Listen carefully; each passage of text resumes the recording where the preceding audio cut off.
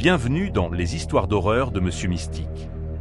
Ce que vous allez entendre vous fera réfléchir à deux fois avant de prendre la route la nuit sur les routes désertes. Bienvenue dans les histoires d'horreur de Monsieur Mystique, la seule chaîne qui vous propose des histoires d'horreur vraies, vérifiées et documentées. Je suis votre hôte, et ce soir, nous embarquons à bord de camions américains pour plonger au cœur de leurs pires cauchemars. Chaque nuit, plus de 3,5 millions de routiers sillonnent les routes les plus isolées d'Amérique. Ils voient des choses que nous ne voyons jamais. Ils croisent des gens que nous espérons ne jamais rencontrer. Et certains ne rentrent jamais chez eux. Ce soir, vous entendrez 8 histoires vraies, étayées par des rapports de police, des articles de presse et des témoignages, relatant les incidents les plus troublants jamais rapportés par des routiers. Ce ne sont pas des légendes urbaines, ni des histoires racontées autour d'un feu de camp. Ce sont des événements réels qui sont arrivés à de vraies personnes, et certains des auteurs courent toujours. Les histoires que je vais partager sont étayées par des documents officiels, des rapports de police et de nombreuses sources. Voilà ce qui rend les histoires d'horreur de Monsieur Mystique uniques. Chaque cauchemar que vous entendrez ici est bien réel. Avant de commencer notre voyage dans les ténèbres, j'ai une seule requête. Abonnez-vous et activez les notifications. Vérifie de Féard publie chaque semaine les histoires d'horreur les plus terrifiantes, inspirées de faits réels. Croyez-moi, vous ne voudrez pas manquer la suite. Si ces histoires vous donnent la chair de poule, n'hésitez pas à liker cette vidéo. Cela permettra à d'autres amateurs d'horreur de découvrir ces récits vérifiés d'une terreur authentique. Et si vous êtes chauffeur routier et avez vécu une expérience perturbante, partagez-la dans les commentaires ci-dessous. Chaque histoire fait l'objet d'une enquête en vue d'éventuels épisodes futurs. Préparez-vous, car une fois que nous aurons commencé ce voyage à travers les autoroutes les plus sombres d'Amérique, il n'y aura pas de retour en arrière. Ces 8 histoires vous transporteront dans le cockpit de chauffeurs qui ont affronté leurs pires peurs sur des routes désertes, loin de toute aide. Bienvenue dans les histoires d'horreur de Monsieur Mystique, où chaque cauchemar devient réalité. Témoignage de Dani Rodríguez, routier vétéran. Dani Rodríguez était un homme qui n'avait peur de rien. Avec 15 ans d'expérience sur les routes transcontinentales, il avait tout vu, tempêtes de neige, conducteurs ivres, accidents horribles. Rien ne semblait pouvoir l'ébranler. Mais une nuit glaciale de février 2019, sur l'Interstate 80, dans le Wyoming, quelque chose allait mettre à l'épreuve sa réputation d'homme imperturbable. Cette nuit-là, Dani transportait des équipements électroniques de la Californie à Chicago. Un retard de 2 heures dû à la météo l'avait mis en tension, mais il était déterminé à rattraper son horaire. Il était minuit passé lorsqu'il atteignit un tronçon particulièrement désert entre Laramie et Cheyenne, un endroit où le vent hurle à travers les plaines vides et où les phares semblent avalés par l'obscurité. La température était tombée à -5 degrés Celsius et une légère neige rendait la route traître. C'est alors qu'il remarqua le convoi. 3 camions roulaient en formation parfaite, à un quart de mile derrière lui. Au début, Dani n'y prêta pas attention. Les routiers voyagent souvent en groupe pour des raisons de sécurité, surtout par mauvais temps. Mais au fil des miles, quelque chose clochait. Les camions maintenaient exactement la même distance, peu importe les ajustements de vitesse de Dani. Quand il ralentissait pour une côte raide, il ralentissait. Quand il accélérait sur une ligne droite, ils ajustaient leur allure avec une précision surnaturelle. C'était comme s'ils étaient reliés à lui par une corde invisible.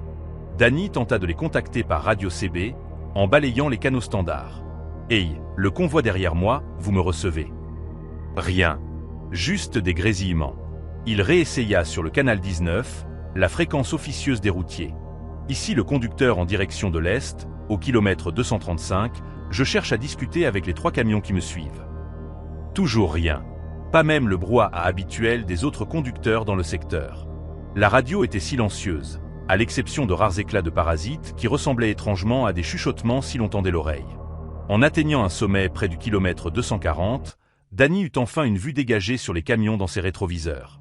Les 3 véhicules étaient des modèles anciens, reconnaissables à la configuration de leurs phares et à la forme de leur cabine. Ils dataient des années 1980 ou 1990, le genre de camion qu'on ne voyait presque plus sur les routes. Ce qui le frappa, c'est qu'aucun n'avait ses feux de position allumés, seulement les phares qui perçaient l'obscurité comme 6 yeux brillants. L'inconfort de Dani grandit lorsqu'il réalisa qu'il n'avait croisé aucun autre véhicule depuis plus d'1 heure. Sur une autoroute majeure comme LI 80, même en pleine nuit, on s'attend à voir au moins quelques voitures ou camions. Mais la route était déserte, à part Dani et son escorte mystérieuse. C'était comme s'il roulait dans un monde où tout le monde avait disparu. Dani décida de tester ses suiveurs. Il s'arrêta dans une aire de repos au kilomètre 250, pensant que les camions s'arrêteraient aussi ou continueraient leur route. Au lieu de cela, ils ralentirent et se garèrent en ligne à l'autre bout de l'air, moteur en marche, phares toujours allumés. Danny pouvait distinguer les silhouettes des conducteurs dans chaque cabine, mais ils ne bougeaient pas. Ils étaient simplement assis là, à l'observer. L'aire de repos elle-même semblait fausse. Malgré le fait qu'il s'agissait d'un arrêt majeur sur une autoroute fréquentée, elle était complètement déserte. Les lumières du parking fonctionnaient, mais elles projetaient des ombres étranges qui semblaient bouger même quand rien ne les causait. Le bâtiment abritant les toilettes et les distributeurs automatiques était plongé dans le noir. Et quand Danny s'en approcha, il trouva un panneau manuscrit scotché à la porte, écrit d'une main tremblante, fermé jusqu'à nouvel ordre. Danny décida qu'il ne voulait pas savoir ce que ses suiveurs voulaient. Il remonta dans sa cabine et repartit, jetant un coup d'œil dans ses rétroviseurs en se réinsérant sur l'autoroute. Les 3 camions le suivirent immédiatement, reprenant leur formation parfaite à un quart de mile derrière lui. Cela continua pendant 50 miles, à travers de petites villes qui auraient dû montrer des signes de vie, mais qui semblaient complètement abandonnées. Il était environ 3 heures du matin quand les choses prirent un tournant qui hante encore Danny aujourd'hui. Il approchait d'une longue montée quand son moteur commença à tout sauter. Le thermostat grimpa vers la zone rouge, et il sentit une odeur de liquide de refroidissement brûlé. Tout routier vous le dira, perdre son moteur au milieu de nulle part, par un froid polaire, n'est pas seulement une gêne. C'est une condamnation à mort. Danny parvint à faire grimper son camion jusqu'en haut de la côte avant que le moteur ne rende l'âme. Il s'arrêta sur le bas-côté, feu de détresse clignotant. Les 3 camions qui le suivaient ne s'arrêtèrent pas. Ils ne ralentirent même pas. Ils le dépassèrent à vitesse normale, comme s'il n'était qu'un obstacle de plus sur la route. Et alors que chacun passait, Danny eut enfin une vue claire des conducteurs. Ce qu'il vit défiait toute explication. Chaque cabine semblait vide. Aucun conducteur visible derrière le volant. Aucun mouvement à l'intérieur. Les camions roulaient tout seuls, ou étaient conduits par quelque chose que Danny ne pouvait pas voir. Alors que le 3e camion le dépassait, Danny remarqua quelque chose qui lui glaça le sang. Peint à l'arrière de la remorque, en lettres décolorées, se trouvait le nom d'une entreprise qu'il reconnaissait, Westbound Freight Company. Danny connaissait ce nom. Il en avait lu dans des magazines de routiers. Westbound Freight était une petite entreprise de transport qui opérait dans le Wyoming dans les années 1980. L'entreprise avait fermé après que 3 de ses conducteurs avaient disparu lors d'une tempête de neige en 1987. Leurs camions avaient été retrouvés abandonnés sur l'Interstate 80, sans aucune trace des hommes. Danny était assis dans son camion à l'arrêt, regardant les feux arrière des 3 camions Westbound Freight disparaître dans l'obscurité devant lui. La température dans sa cabine chutait rapidement, et il savait qu'il n'avait peut-être qu'une heure avant que l'hypothermie ne devienne une réalité. Il essaya son téléphone portable, mais aucun réseau. Il réessaya la radio CB, et cette fois, il entendit quelque chose qui lui donna la chair de poule. À travers les parasites, il pouvait entendre des voix ayant une conversation. 3 hommes discutaient de la météo, des conditions routières et de leurs horaires de livraison. La conversation semblait normale, presque banale, sauf pour un détail. Les voix parlaient de conditions routières et de relais routiers qui avaient changé des décennies plus tôt.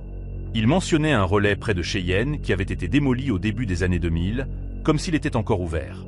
Ils discutaient d'éviter une zone de travaux que Danny savait avoir été terminée 15 ans plus tôt. Puis, l'une des voix dit quelque chose qui glaça le sang de Danny. « On a un conducteur en panne au kilomètre 285. On devrait retourner l'aider. » Une autre voix répondit « Non, laisse-le geler. On a un horaire à respecter. » La 3e voix rit, un son semblable au vent hurlant dans un cimetière, et dit « Il nous rejoindra bientôt de toute façon. » Danny réalisa avec une horreur grandissante qu'il parlait de lui. D'une manière ou d'une autre, ces conducteurs fantômes savaient exactement où il était et dans quelle situation il se trouvait. Comme s'il répondait à ses pensées, la radio grésilla à nouveau, et l'une des voix lui parla directement. « Ne t'inquiète pas, Danny. Le froid n'est pas si terrible une fois qu'on s'y habitue. On roule sur ces routes depuis 37 ans, et les nuits d'hiver ne nous dérangent plus. » À ce moment-là, Danny vit des phares approcher par l'arrière. Pas les faisceaux stables de phares normaux, mais des lumières vacillantes, comme si elles dansaient dans l'obscurité. Les 3 camions revenaient vers lui, roulant à reculons sur l'autoroute à vitesse normale. Alors qu'ils se rapprochaient, Danny put voir que les camions eux-mêmes avaient l'air faux. Leur peinture était décolorée et rouillée. Leur chrome était terni, et des cristaux de glace couvraient leurs pare-brise, bien que leurs moteurs tournassent.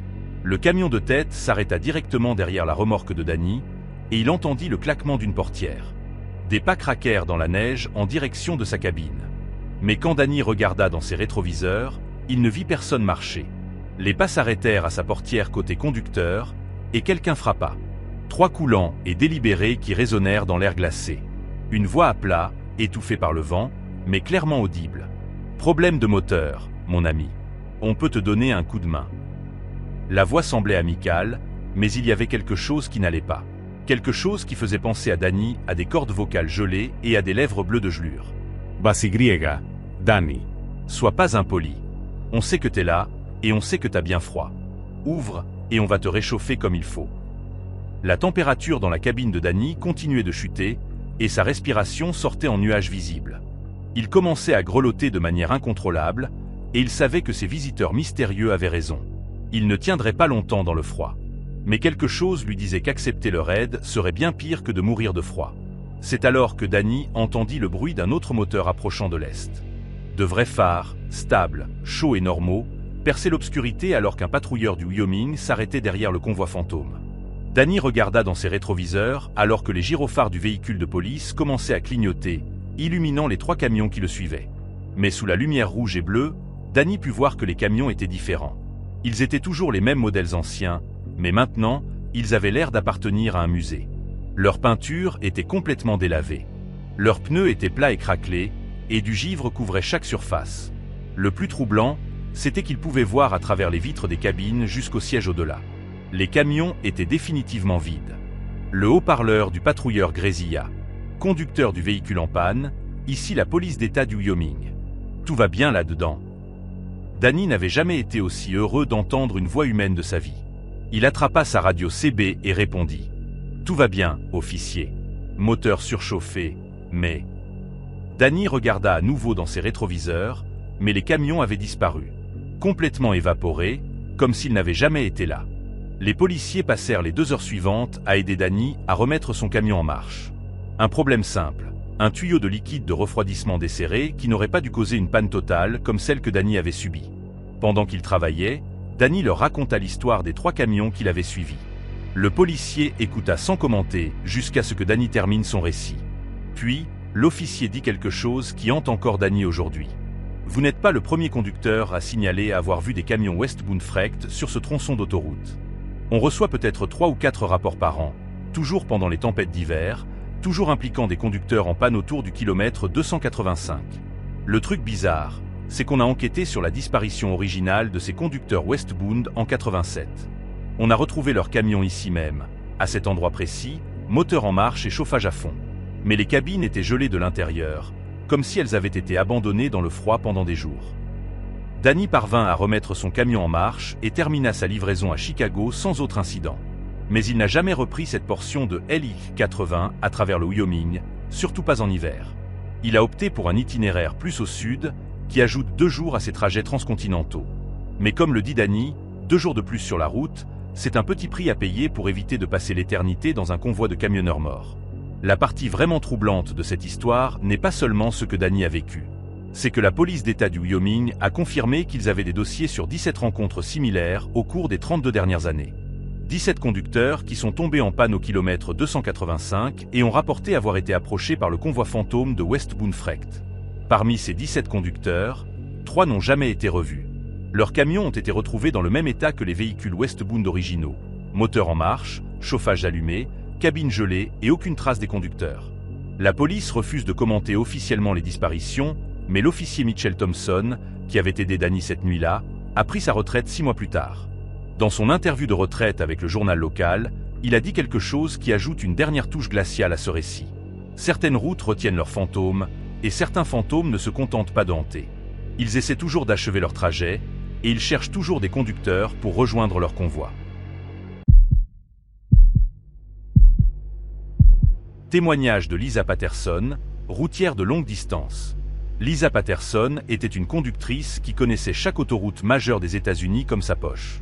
Elle pouvait naviguer de Seattle à Miami sans jamais regarder un GPS, se fiant à sa mémoire encyclopédique des interstates, des relais routiers et des raccourcis que la plupart des conducteurs ne découvraient jamais.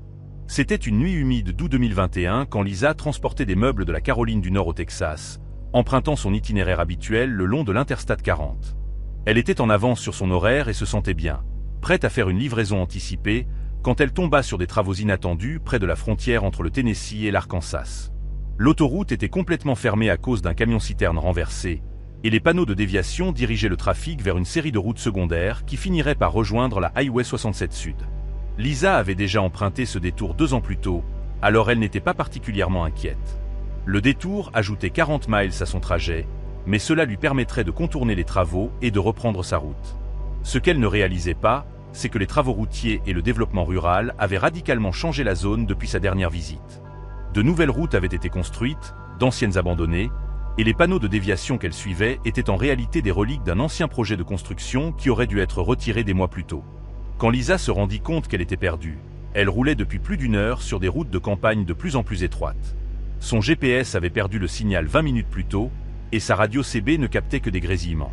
Les routes qu'elle empruntait n'étaient même pas marquées sur son atlas routier, et chaque tournant semblait mener à une autre intersection non signalée, sans aucun panneau indiquant la direction de la civilisation. Le paysage autour d'elle était déconcertant d'une manière que Lisa ne parvenait pas à expliquer. Les arbres de chaque côté de la route étaient denses et envahissants, créant un effet tunnel qui bloquait la plupart de la lumière de la lune. Ce qu'elle pouvait voir dans ses phares semblait faux. Des fermes abandonnées avec des fenêtres brisées et des cours envahis par la végétation, mais avec des traces de pneus fraîches dans les allées. Des champs qui auraient dû être pleins de récoltes en fin d'été, mais qui étaient à la place couverts de végétation morte, comme si elle avait été brûlée ou empoisonnée. Le premier instinct de Lisa fut de faire demi-tour et de retourner sur l'interstate. Mais les routes qu'elle empruntait étaient trop étroites pour qu'un semi-remorque puisse faire un demi-tour. Elle devrait trouver un endroit large ou une intersection assez grande pour manœuvrer son camion. Alors qu'elle continuait d'avancer, à la recherche d'un endroit pour tourner, elle commença à remarquer qu'elle passait les mêmes repères à plusieurs reprises. Une boîte aux lettres rouillée en forme de vache, un arbre mort aux branches tordues, une grange rouge avec la moitié du toit manquante. Au début, Lisa pensa qu'elle était simplement confuse et que le paysage rural rendait des éléments similaires identiques. Mais quand elle passa la boîte aux lettres en forme de vache pour la 4e fois, elle sut que quelque chose n'allait vraiment pas. Selon son odomètre, elle roulait depuis 2 heures depuis qu'elle avait quitté l'interstate. Mais d'une manière ou d'une autre, elle tournait en rond sur des routes qui auraient dû la mener en ligne droite. Lisa décida de s'arrêter à la prochaine maison montrant des signes de vie et de demander des directions. Elle avait toujours été indépendante et se vantait de ne jamais avoir besoin d'aide sur la route. Mais rentrer chez elle saine et sauve était plus important que son ego. La première maison qu'elle trouva était une petite ferme blanche avec une lumière de porche allumée et ce qui semblait être une télévision scintillant à travers la fenêtre avant. Lisa se gara dans l'allée de gravier et marcha jusqu'à la porte d'entrée. Quand elle frappa, le son de la télévision s'arrêta immédiatement, mais personne ne vint ouvrir. Lisa pouvait voir que les lumières étaient allumées à l'intérieur, et elle était certaine d'avoir vu du mouvement à travers la fenêtre. Alors qu'elle s'approchait, elle frappa à nouveau, plus fort cette fois, et appela. « Excusez-moi, je suis routière et je me suis perdue. Pourriez-vous m'aider avec des directions ?» Toujours aucune réponse, mais Lisa pouvait entendre ce qui ressemblait à des chuchotements venant de l'intérieur de la maison. Alors que Lisa se retournait pour partir, elle remarqua quelque chose qui lui glaça le sang. Il y avait des jouets d'enfants éparpillés dans la cour avant, un tricycle, des poupées, un bac à sable rempli de sable. Mais les jouets étaient recouverts d'une épaisse couche de poussière et de saleté, comme s'ils avaient été abandonnés là pendant des années. Le bac à sable n'était pas seulement rempli de sable, mais aussi de cadavres d'insectes et de ce qui ressemblait à des petits os d'animaux. Lisa se hâta de retourner à son camion et continua sa route. Mais chaque maison qu'elle passait montrait le même schéma, lumières allumées, signe d'activité récente. Mais personne ne répondait quand elle frappait. Et tout avait des jouets d'enfants dans les cours. Des jouets qui semblaient avoir été abandonnés depuis des années, mais qui étaient disposés comme si des enfants venaient juste de jouer avec. Le sentiment d'être observé devenait de plus en plus fort à chaque mile. Lisa vérifiait constamment ses rétroviseurs, mais il n'y avait jamais de trafic derrière elle. Pourtant, elle ne pouvait pas se débarrasser de la sensation qu'elle était suivie, que quelque chose la traquait juste hors de portée de ses phares. Plusieurs fois, elle crut voir du mouvement dans la ligne d'arbres, des formes trop grandes pour être des animaux, mais qui bougeaient d'une manière qui ne semblait pas tout à fait humaine. Il était environ 2 heures du matin quand Lisa rencontra la première personne qu'elle avait vue depuis qu'elle avait quitté l'interstate. Une femme se tenait au milieu de la route, illuminée par les phares de Lisa. Elle semblait avoir la cinquantaine, portait une robe de nuit blanche tachée de ce qui ressemblait à de la boue ou du sang séché. La femme ne bougeait pas, ne faisait pas de signe pour demander de l'aide, ne cherchait pas à s'écarter. Elle se contentait de rester là, fixant directement le camion de Lisa. Lisa ralentit et s'arrêta à 20 pieds de la femme. Elle baissa sa vitre et appela. « Madame, ça va ?» Avez-vous besoin d'aide » La femme ne répondit pas. Elle n'accusa même pas réception du fait que Lisa avait parlé. Elle continua à fixer le camion avec une expression que Lisa décrirait plus tard comme affamée, comme si elle regardait un repas plutôt qu'une personne. Après plusieurs minutes à essayer de communiquer avec la femme, Lisa décida de contourner prudemment. Mais alors qu'elle commença à bouger, la femme bougea aussi, se positionnant directement devant le camion. Il devint clair qu'elle n'avait aucune intention de laisser Lisa passer. Les mouvements de la femme étaient étranges et contre nature. Elle glissait d'un côté de la route à l'autre sans sembler faire de pas, et ses pieds ne semblaient jamais toucher le sol. Lisa décida de reculer et de trouver une autre route. Mais quand elle passa la marche arrière et regarda dans ses rétroviseurs, elle découvrit qu'il y avait maintenant plus de gens derrière son camion. Au moins 6 silhouettes en robe de nuit tachée, toutes parfaitement immobiles, toutes la fixant avec la même expression affamée. Lisa était encerclée. C'est alors que Lisa remarqua que le moteur de son camion tournait de manière irrégulière. Les tours, minutes fluctuaient sauvagement, et elle pouvait sentir quelque chose brûler. Son indicateur de température montait vers la zone rouge, et sa pression d'huile chutait. C'était comme si le camion lui-même était affecté par ce qui se passait sur cette route. Lisa avait entretenu ce camion avec soin pendant 3 ans, et il ne lui avait jamais causé le moindre problème. Les pannes mécaniques étaient trop soudaines et trop graves pour être une coïncidence. Les silhouettes autour de son camion commencèrent à se rapprocher, refermant le cercle. Lisa pouvait maintenant voir leur visage plus clairement dans ses phares, et ce qu'elle vit défiait toute explication. Leur peau était pâle et cireuse, comme de la cire de bougie qui aurait été fondue et reformée. Leurs yeux étaient complètement noirs, sans pupilles ni iris visibles. Et quand ils ouvraient la bouche, Lisa pouvait voir que leurs dents étaient pointues et acérées, comme celles d'un requin, mais disposées dans des mâchoires humaines. Lisa prit une décision désespérée. Elle embraya et fonça directement vers la femme devant son camion, espérant soit l'effrayer pour qu'elle bouge, soit, si nécessaire, la bousculer. Mais alors que le camion s'approchait, la femme disparut. Pas écartée, pas sautée sur le côté, mais littéralement évaporée comme de la fumée. Les autres silhouettes firent de même, se dissolvant dans l'obscurité comme si elles n'avaient jamais été là. Le camion de Lisa rugit soudainement, retrouvant toute sa puissance, comme si les problèmes mécaniques avaient disparu aussi vite qu'ils étaient apparus. Elle enfonça l'accélérateur et fut sur la route, se moquant des virages serrés et des côtes raides, concentrée uniquement sur s'éloigner de ces silhouettes. Derrière elle, elle pouvait entendre ce qui ressemblait à des hurlements, mais ils venaient des arbres des deux côtés de la route, la suivant alors qu'elle roulait. Après 20 minutes de conduite à vitesse dangereuse sur les routes sinueuses, Lisa vit quelque chose qui faillit la faire pleurer de soulagement, un panneau indiquant qu'elle approchait de la Highway 67. Elle suivit les panneaux et se retrouva sur une route majeure avec un trafic normal et des réverbères fonctionnels. Son GPS retrouva immédiatement un signal, et sa radio CB se ralluma avec le brouhaha familier des autres routiers dans le secteur. Lisa s'arrêta au premier relais routier qu'elle trouva et appela la police d'État de l'Arkansas pour signaler ce qu'elle avait vécu. Le standardiste fut poli, mais pas surpris par son histoire. Il prit ses informations et l'emplacement approximatif où elle s'était perdue. Puis il lui dit quelque chose qui lui donne encore des cauchemars. « Madame, vous êtes la 7e conductrice cette année à signaler s'être perdue sur ces routes et avoir rencontré des gens en robe de nuit. On a envoyé des patrouilles pour enquêter, mais on n'a jamais trouvé les routes que les conducteurs décrivent. Selon nos cartes et nos systèmes GPS, il n'y a rien dans cette zone, juste une forêt dense. » Le standardiste expliqua que la zone où Lisa avait roulé était l'ancien emplacement d'une petite communauté rurale appelée Millfield, qui avait été abandonnée dans les années 1970 après qu'une explosion dans une usine chimique avait contaminé les nappes phréatiques. Toute la ville avait été évacuée, et le gouvernement avait finalement rasé tous les bâtiments, laissant la forêt reprendre ses droits. Mais des routiers, des randonneurs et d'autres voyageurs continuaient de signaler des rencontres avec les anciens résidents de Millfield, des gens qui semblaient ignorants du fait que leur ville n'existait plus. Lisa fit des recherches sur l'histoire de Millfield en rentrant chez elle et découvrit que l'explosion de l'usine chimique s'était produite la nuit, alors que la plupart des habitants de la ville dormaient. Plus de 200 personnes étaient mortes d'intoxication chimique. La plupart avaient été retrouvées dans leur lit, portant des robes de nuit et des pyjamas. La contamination avait été si grave que les corps n'avaient pas pu être déplacés pendant des semaines.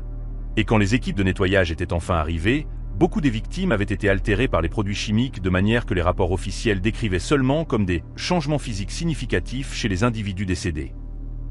Lisa n'a jamais repris cet itinéraire à travers l'Arkansas, même quand des retards de construction auraient rendu le détour avantageux.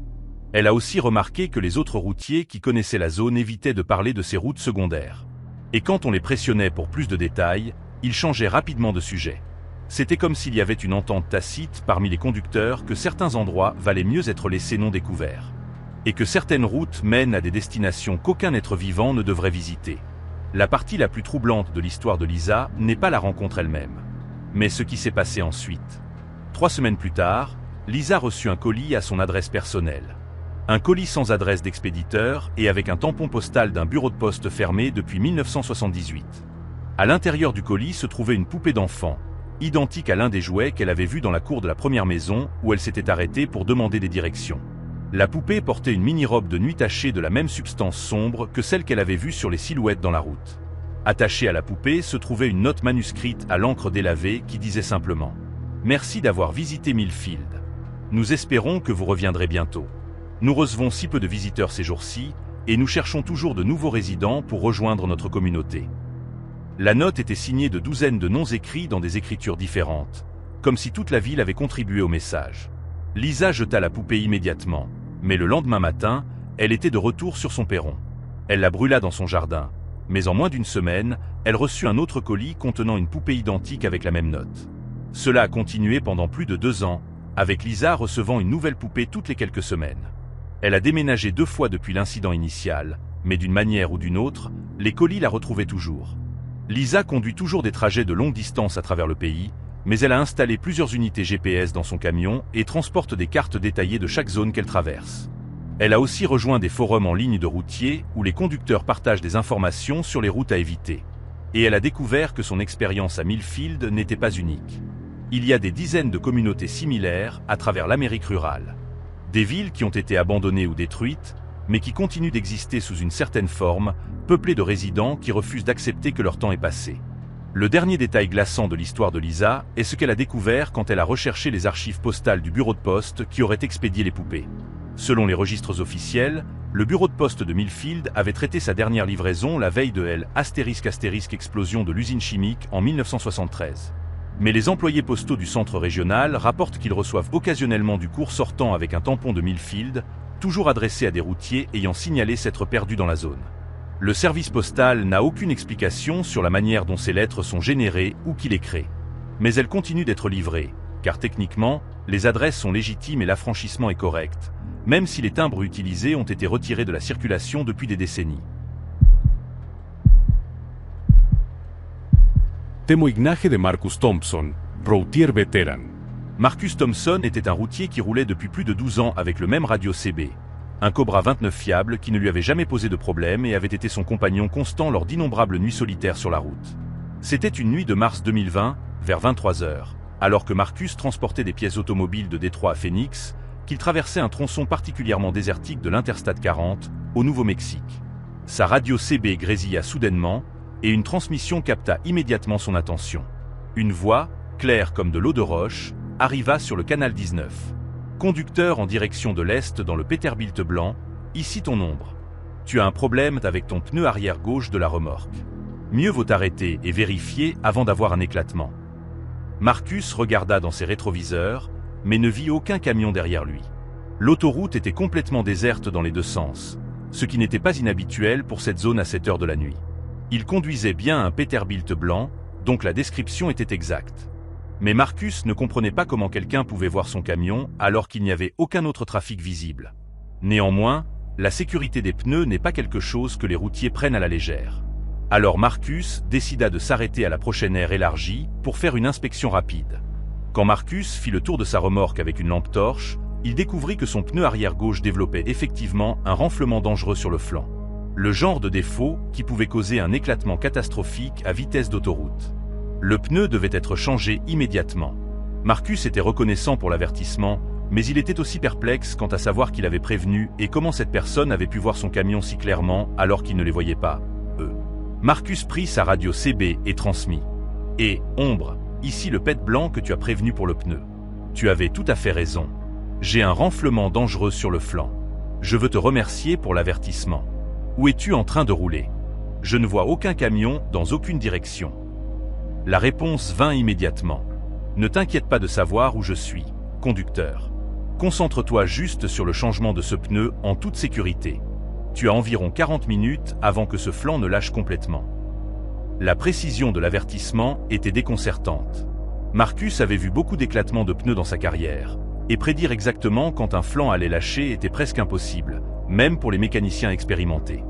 Pourtant, quelque chose dans la voix à la radio transmettait une certitude absolue, comme si l'orateur avait d'une manière ou d'une autre déjà été témoin de l'éclatement du pneu et travaillait à rebours à partir de cette connaissance. Alors que Marcus travaillait à changer le pneu, la voix continua à fournir des commentaires et des conseils. Tu vas vouloir revérifier ces écrous de roue. Le troisième en partant du haut est encore desserré. Marcus vérifia, et en effet, il avait manqué de serrer correctement l'un des écrous. Il y a un flic d'État à environ 24 km devant qui fait du radar. Alors garde-le sous les 110 km/h quand tu retourneras sur la route. Chaque information que la voix fournissait s'avérait complètement exacte. Mais la partie la plus troublante était ce que la voix savait sur Marcus personnellement. Pendant l'heure qu'il fallut pour changer le pneu, l'opérateur CB mystérieux commença à partager des détails sur la vie de Marcus qu'aucun inconnu ne devrait connaître. Comment va ta fille Sarah avec son programme d'infirmière? Ça doit être dur de la voir si loin à l'école. Marcus n'avait jamais mentionné sa fille à la radio CB. Et Sarah étudiait effectivement les soins infirmiers dans une université à 1300 km de chez lui. La voix continua. Cette douleur à la poitrine que tu as eue, tu devrais vraiment consulter un médecin à ce sujet quand tu rentreras. Ce n'est pas juste des brûlures d'estomac, comme tu te le dis sans cesse. Marcus avait effectivement ressenti une gêne thoracique occasionnelle depuis plusieurs semaines, mais il n'en avait parlé à personne, pas même à sa femme. Il l'avait attribué au stress et à la nourriture des relais routiers, mais l'inquiétude dans la voix à la radio suggérait quelque chose de plus sérieux. Alors que Marcus terminait de changer le pneu et se préparait à repartir, il essaya une fois de plus d'identifier son mystérieux compagnon serviable. « Ombre, je te suis vraiment reconnaissant pour toute ton aide ce soir. Quel est ton indicatif? Peut-être qu'on peut rester en contact. » La réponse vint après un long silence. « Mon indicatif était autrefois Night Ridé, mais je ne l'utilise plus. Je ne l'ai plus utilisé depuis l'accident. » Marcus demanda quel accident, mais la voix semblait réticente à s'étendre. Finalement, après plusieurs minutes de silence, la réponse vint. « C'est arrivé ici même, Marcus. Le même tronçon d'autoroute, à la même heure de la nuit. Éclatement de pneus au kilomètre 127. J'ai perdu le contrôle et je suis sorti de la route. C'était, voyons, il y a environ 6 ans maintenant. Tu verras la croix marquant l'endroit quand tu passeras le kilomètre 127.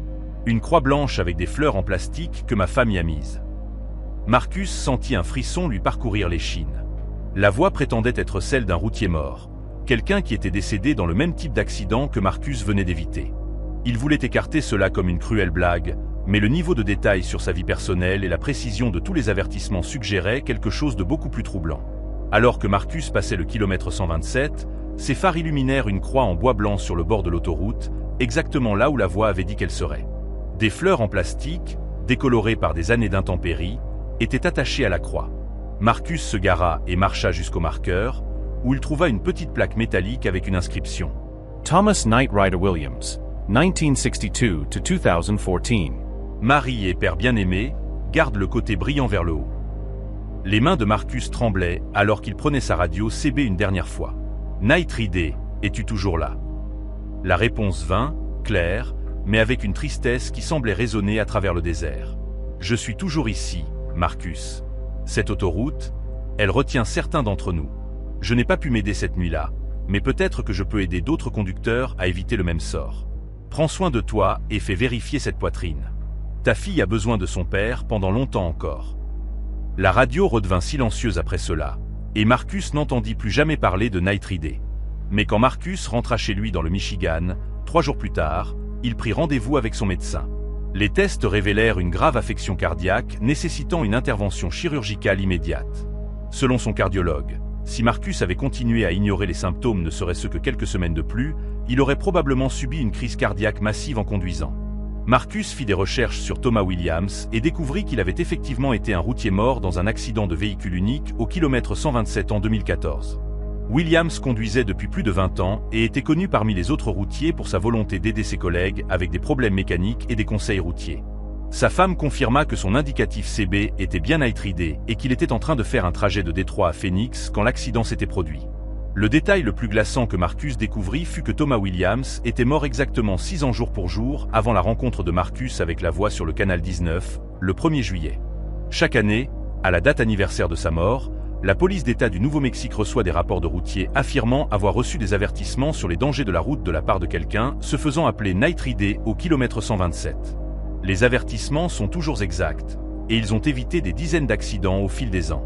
Marcus roule toujours sur cet itinéraire régulièrement, et il écoute toujours attentivement sa radio CB en passant le kilomètre 127. Il n'a plus jamais entendu parler de Night Ridé. Mais d'autres routiers lui ont raconté avoir reçu des avertissements similaires dans la même zone. La communauté des routiers a commencé à appeler ce tronçon d'autoroute le « Beat de Night Ridé ». Et beaucoup de conducteurs prennent soin de remercier l'esprit gardien qui continue de veiller sur ses collègues routiers longtemps après que son propre voyage se soit terminé. Témoignage d'Angela Rivera, routière expérimentée. Angela Rivera était une conductrice qui avait 9 ans d'expérience dans le transport de marchandises et elle avait une règle personnelle stricte, ne jamais prendre d'autostoppeur. Cette règle lui avait sauvé la vie à de nombreuses reprises. Mais elle faillit être brisée par ce qui semblait être une rencontre innocente sur la Highway 2, dans le Dakota du Nord, lors d'une tempête hivernale brutale en janvier 2022. Angela roulait en direction de l'est vers Fargo avec une cargaison d'équipements agricoles quand la tempête frappa avec violence. La visibilité tomba à presque zéro et le vent hurlait à travers les plaines avec une telle force qu'il poussait son camion de 27 tonnes sur le côté de l'autoroute. Angela avait ralenti à environ 50 km/h et envisageait de s'arrêter pour attendre le pire de la tempête, quand elle aperçut une silhouette sur le bord de la route. C'était une jeune femme, peut-être la vingtaine, vêtue seulement d'un jean et d'une veste légère complètement inadaptée aux températures sous zéro. Elle ne faisait pas activement signe au véhicule, elle se contentait de rester là, dans la neige tourbillonnante, à une dizaine de mètres de la chaussée. Le premier instinct d'Angela fut de continuer. Son entreprise avait des politiques strictes contre le fait de prendre des autostoppeurs, et elle n'avait jamais enfreint cette règle. Mais quelque chose dans la vue de cette fille debout dans un blizzard mortel, sans vêtements appropriés, fit réfléchir Angela. Elle s'arrêta une cinquantaine de mètres plus loin et resta assise dans son camion au ralenti, débattant intérieurement pendant plusieurs minutes sur ce qu'elle devait faire. La température extérieure était de moins 20 degrés Celsius, avec un refroidissement éolien qui la faisait ressentir comme moins 40 degrés Celsius. Personne ne pouvait survivre longtemps dans de telles conditions sans abri approprié. Angela prit finalement la décision qui sauva probablement leur de vie. Elle décida au moins d'offrir à la fille un trajet jusqu'à la ville suivante, située à environ 65 km. Angela fit marche arrière et recula jusqu'à l'endroit où la fille se tenait. Elle baissa la vitre passager et appela. « Et, as-tu besoin d'aide ? C'est dangereux de rester dehors par ce temps. » La fille leva les yeux vers Angela avec ce qui semblait être un soulagement et une gratitude sincère. Elle était jeune, blonde et jolie, mais ses lèvres étaient déjà bleues à cause du froid, et elle grelottait de manière incontrôlable. « Ma voiture est tombée en panne à environ 1 mile d'ici, » cria-t-elle par-dessus le vent. « Je marche depuis presque 1 heure en cherchant de l'aide. Pourrais-tu me donner un trajet jusqu'à la prochaine ville ? Je peux te payer. » Angela hésita encore un instant, puis déverrouilla la portière passager. La fille grimpa dans la cabine, apportant avec elle une bouffée d'air glacé et une odeur que Angela ne parvint pas à identifier. Quelque chose de doux et écœurant, comme des fleurs qui auraient été laissées trop longtemps dans l'eau. La fille se présenta sous le nom de Jennifer et expliqua que sa voiture avait glissé dans un fossé. Elle dit avoir essayé d'appeler à l'aide, mais que son téléphone était mort et que la tempête empirait de minute en minute. Angela eut pitié d'elle et fut heureuse d'avoir décidé de l'aider. Jennifer semblait polie et reconnaissante, et elle promit qu'elle n'aurait besoin que d'un trajet jusqu'au prochain relais routier, où elle pourrait appeler quelqu'un pour venir la chercher. Alors qu'elle roulait à travers la tempête, Angela essaya d'engager la conversation pour faire passer le temps. Mais les réponses de Jennifer étaient étranges et décousues. Quand Angela lui demanda d'où elle venait, Jennifer répondit « Par ici ». Mais quand Angela insista pour des précisions, elle ne put citer aucun nom de ville ou de lieu local. Quand Angela lui demanda des nouvelles de sa famille, Jennifer dit qu'elle rendait visite à des parents, mais elle ne se souvenait ni de leur nom, ni de l'endroit exact où ils vivaient. Ce qui commença vraiment à inquiéter Angela, c'était le comportement de Jennifer. Malgré avoir été debout dans un froid polaire pendant plus d'1 heure, Jennifer ne se réchauffait pas.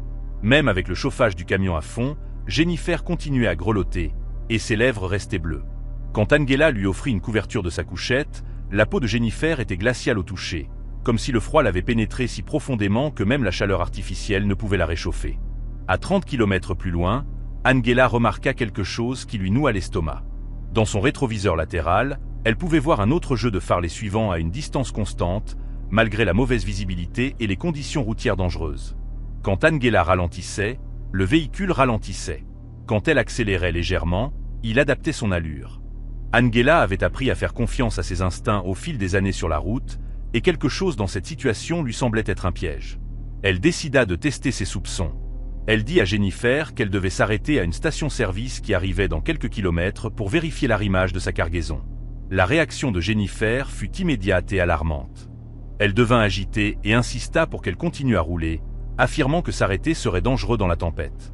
Quand Angela expliqua que cela ne prendrait que quelques minutes, Jennifer attrapa le bras d'Angela avec une force surprenante et dit « Non, on ne peut pas s'arrêter. Ils nous attendent pour qu'on s'arrête. » Angela demanda qui était « il ». Mais Jennifer se contenta de regarder par la vitre passager et murmura quelque chose à propos du besoin de continuer à avancer. C'est alors qu'Angela remarqua que Jennifer ne respirait pas normalement. Sa poitrine ne se soulevait pas comme elle aurait dû. Et quand Angela regarda de plus près, elle réalisa que Jennifer ne respirait pas du tout. Aucun souffle visible dans l'air glacé, aucune buée sur les vitres, rien. La réalisation frappa Angela comme un coup physique. Jennifer n'était pas vivante. Ce qui était assis sur le siège passager était quelque chose d'autre. Quelque chose qui utilisait l'apparence de Jennifer pour gagner la confiance et la coopération d'Angela. Angela lutta pour garder une expression neutre, tandis que son esprit courut à travers ses options. Elle était seule sur une autoroute déserte dans un blizzard, avec quelque chose d'inhumain assis à 3 pieds d'elle. Angela décida de jouer le jeu tout en élaborant un plan d'évasion. Elle continua à rouler vers le relais routier qu'elle avait mentionné. Mais alors qu'elle s'en approchait, Jennifer devint de plus en plus agitée. Elle ne cessait de regarder dans les rétroviseurs et de murmurer à propos de « il » qui les rattrapait. Finalement, Jennifer se tourna vers Angela avec une expression qui n'était plus humaine. Ses yeux étaient devenus complètement noirs, et quand elle sourit, Angela put voir que ses dents étaient pointues et acérées. « Tu sais ce que je suis, n'est-ce pas ?» dit Jennifer d'une voix qui n'était plus tout à fait humaine. « Je peux sentir ta peur. C'est délicieux. » Le sang d'Angela se glaça, mais elle se força à continuer à rouler calmement vers le relais routier. Jennifer continua à parler, et ce qu'elle dit ensuite expliqua tout. On chasse sur cette autoroute depuis 3 hivers. Je me tiens dans le froid pour attirer les plus compatissants, les conducteurs qui ne peuvent pas résister à l'envie d'aider quelqu'un en détresse. Ensuite, mes amis nous suivent jusqu'à ce qu'on atteigne un endroit isolé où ils peuvent prendre le camion et la cargaison. D'habitude, on laisse partir les conducteurs après, mais dernièrement, on a de plus en plus faim. Angela réalisa que les phares qui les suivaient appartenaient aux complices de Jennifer et qu'elle était menée dans un piège. Mais elle réalisa aussi que Jennifer avait commis une erreur cruciale. Elle avait révélé qu'il y avait un « après » pour certains conducteurs, ce qui signifiait que toutes leurs victimes n'étaient pas tuées immédiatement. Angela décida de passer à l'action au relais routier, où il pourrait y avoir d'autres personnes et des caméras de sécurité. Alors qu'elle s'approchait du relais, Angela pouvait voir qu'il était bien éclairé et semblait ouvert, avec plusieurs autres camions garés sur le parking. Jennifer devint de plus en plus frénétique, insistant pour qu'elle passe leur chemin et continue vers un endroit plus privé. Angela ignora ses protestations et se gara sur le parking du relais, roulant directement vers le bâtiment principal, là où les lumières étaient les plus vives. Jennifer lança sa dernière menace. « Si tu ne repars pas d'ici tout de suite, je te tuerai sur place. » Mais Angela avait remarqué quelque chose d'important. Jennifer n'avait pas touché la poignée de porte depuis qu'elle était montée dans le camion, et elle semblait incapable d'utiliser aucun des commandes du véhicule. Qu'importe ce qu'était Jennifer, elle semblait liée par une sorte de règle qui l'empêchait de nuire à Angela tant qu'elles étaient à l'intérieur du camion ou sur une propriété publique. Angela se gara directement devant l'entrée principale du relais et commença immédiatement à klaxonner de manière répétée. En quelques secondes, d'autres routiers et des employés du relais sortirent pour voir ce qu'était l'urgence. Angela pointa Jennifer du doigt et hurla. « Ce n'est pas humain. Elle a essayé de m'attirer dans un piège. » Jennifer poussa un cri qui brisa les 2 vitres latérales du camion, puis disparut simplement. Pas ouverte la porte et courut, mais littéralement disparut comme de la fumée. La température dans la cabine redevint immédiatement normale, et l'odeur douce et écœurante qui avait dérangé Angela se dissipa instantanément. Les autres routiers aidèrent Angela à contacter la police. Et quand les officiers arrivèrent, ils trouvèrent quelque chose de troublant dans les enregistrements des caméras de sécurité du relais. Les caméras montraient clairement le camion d'Angela se garer et Angela en sortir, mais elles ne montraient aucun passager dans le camion à aucun moment. Selon les preuves vidéo, Angela avait été seule dans son camion tout du long. Encore plus troublant fut ce que la police découvrit quand ils enquêtèrent sur l'itinéraire d'Angela. Il y avait effectivement une voiture dans un fossé à environ 1,5 km de l'endroit où Angela avait pris Jennifer, mais elle y était depuis plus de 6 mois. La voiture était immatriculée au nom de Jennifer Walsh, une étudiante de 22 ans qui avait disparu lors d'un blizzard l'hiver précédent. Son corps avait été retrouvé gelé dans la voiture, toujours vêtu du même jean et de la même veste légère que portait l'autostoppeuse. La police confirma qu'Angela était la 4e routière en 2 ans à signaler avoir pris une autostoppeuse correspondant à la description de Jennifer sur ce même tronçon d'autoroute pendant des tempêtes hivernales. Dans chaque cas, les conducteurs avaient rapporté être suivis par des véhicules mystérieux et avoir eu l'impression d'être menés dans un piège. Les 3 conducteurs précédents avaient tous réussi à s'échapper en s'arrêtant dans des lieux publics, mais 2 autres routiers avaient complètement disparu sur cette autoroute pendant la même période. Leur camion avait été retrouvé abandonné, sans aucune trace des conducteurs et aucun indice sur ce qui leur était arrivé. Dans chaque cas, les routiers disparus avaient été vus pour la dernière fois sur des caméras de circulation passant la sortie où Jennifer avait été aperçue. Angela évite désormais cet itinéraire pendant les tempêtes hivernales, et elle a installé des caméras de sécurité supplémentaires dans son camion qui enregistrent l'intérieur et l'extérieur. Elle a aussi rejoint un réseau de routiers qui partagent des informations en temps réel sur les activités suspectes sur les routes dangereuses. Plus important encore, elle n'a plus jamais envisagé de briser sa règle sur les autostoppeurs, peu importe à quel point leur situation semble désespérée. Le dernier détail glaçant de l'histoire d'Angela est ce qu'elle a découvert quand elle a recherché la disparition de Jennifer Walsh. Selon les rapports de police, Jennifer roulait pour rendre visite à des parents quand sa voiture était sortie de la route pendant le blizzard. Mais voici ce qui empêche Angela de dormir la nuit. Jennifer Walsh roulait en direction de l'ouest quand elle avait eu son accident. Mais l'autostoppeuse, se faisant passer pour Jennifer, se tenait du côté est de l'autoroute, comme si elle essayait de retracer son itinéraire dans la direction opposée, attirant les conducteurs vers l'endroit où elle était morte. Témoignage de Carl Matthews, routier vétéran. Carl Matthews était un routier qui roulait depuis 15 ans et se vantait d'être professionnel et fiable. Carl était le genre de conducteur que les entreprises faisaient confiance pour leurs envois les plus précieux et sensibles, ce qui explique pourquoi il fut choisi pour ce qui semblait être un travail routinier, mais bien payé. En septembre 2021, Carl reçut un appel de son dispatcher concernant une livraison spéciale qui devait être traitée avec une discrétion absolue. La cargaison était un conteneur d'expédition unique qui devait être transporté d'un entrepôt privé à l'extérieur de Memphis à un centre de recherche dans le Colorado.